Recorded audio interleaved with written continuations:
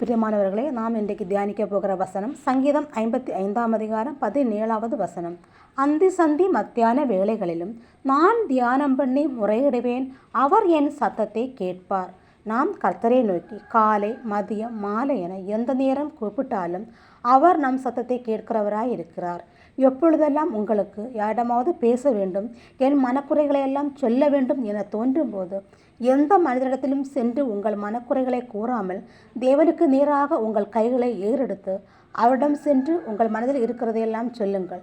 மனிதர்களிடத்தில் சென்று உங்கள் மனக்குறைகளை நீங்கள் கூறினால் அவர்கள் உங்களிடத்தில் கேட்டுவிட்டு வெளியில் தோற்றி தெரிவார்கள். ஆனால் கர்த்தர் நம் சத்தத்தை கேட்கிறவராய் இருக்கிறார்.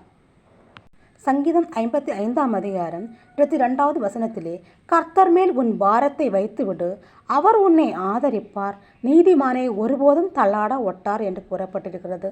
நாம் கூறுகிறதை கேட்கிறவராய் மட்டுமில்லாமல் நம்மை ஆதரித்து நமது காரியத்தை வாய்க்க பண்ணுகிறவராயும் இருக்கிறார்.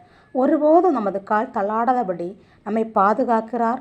இன்றைக்கு இந்த வசனத்தை நீங்கள் கேட்கிறவர்களாய் மட்டுமில்லாமல் இன்றைக்கு நாள் முழுவதும் இதை தியானித்து ஜெபியுங்கள். கர்த்தர் உங்களை ஆசீர்வதிப்பார். ஆமென்.